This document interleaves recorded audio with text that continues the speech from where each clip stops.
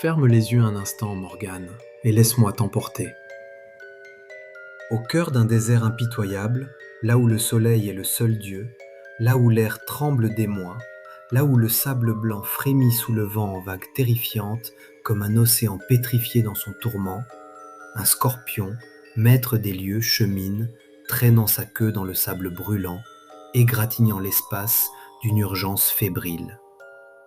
Il redoute son retard à la grande assemblée de son espèce, ce conclave solennel où l'on distille les venins les plus subtils, où l'on célèbre les dards les plus anciens.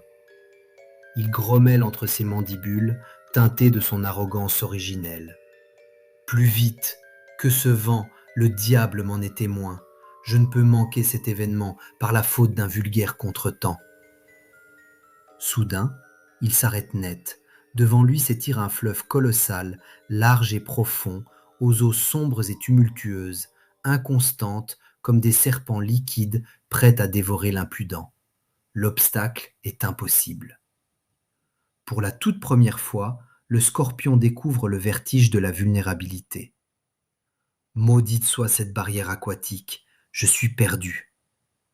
Au loin, sur la rive, une grenouille d'un vert éclatant, joviale et insouciante, bondit avec grâce de nénuphar en nénuphar, fredonnant une mélodie douce et naïve. Elle incarne la bienveillance enfantine, ses grands yeux d'or débordant de confiance, un sourire perpétuel, une fraîcheur impossible en ces lieux, une âme serviable, sans calcul ni méfiance.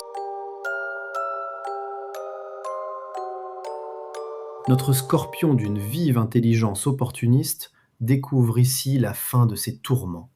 Il s'approche avec une élégance teintée d'une expression charmante et civilisée qui ne lui sied guère. S'exprimant d'une voix suave et compatissante, il déclame : Ma chère et noble dame grenouille, toi qui règnes sur ces eaux avec une grâce si naturelle, daignerais-tu me servir sur ton dos pour franchir cette rivière maudite ?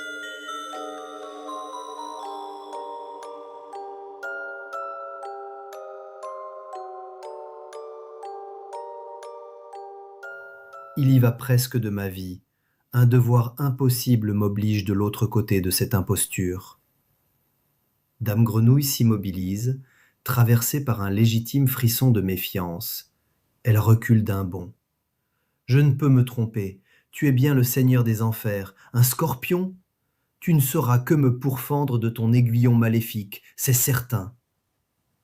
Notre scorpion malicieux laisse échapper un rire grave et rassurant, teinté d'une pointe de moquerie calculée. Te pourfendre, allons, quelle absurdité! Si je commettais une telle folie, nous sombrerions ensemble dans les abysses et péririons noyés. Ce serait stupidité, n'est-ce pas? Je t'en donne ma parole solennelle. Ce n'est qu'un modeste et impérieux service entre deux nobles créatures du désert. Dame Grenouille hésite encore, flattée par le charisme hypnotique et la logique implacable. Et puis, poussée par sa nature profonde, elle cède à la requête avec un frémissement prémonitoire. Ils s'aventurent tous deux sur l'onde dans un ballet baroque et inquiétant.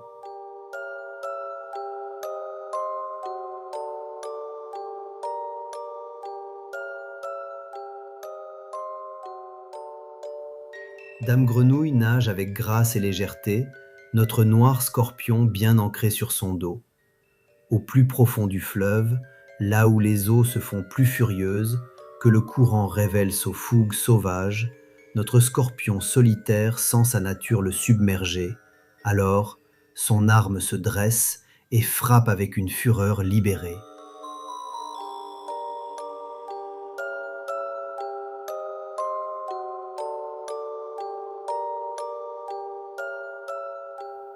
Une douleur fulgurante transperce notre imprudente. Tous eux sombrent dans un terrible et funeste tourbillon. Dans un ultime et candide sursaut d'incompréhension et de désespoir, elle murmure : « Mais pourquoi ? »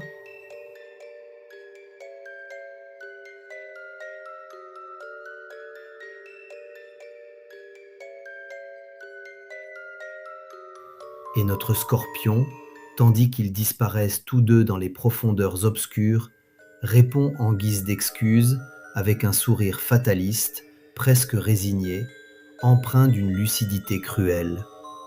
Ce n'est que ma nature. C'est glaçant. Et d'une vérité si brute, si implacable. Quelle leçon peut-on tirer de cette allégorie? C'est l'illustration parfaite de l'étude des personnalités que nous réalisons avec le test des couleurs et personas. L'inné qui nous pousse à agir, souvent d'une façon irrationnelle.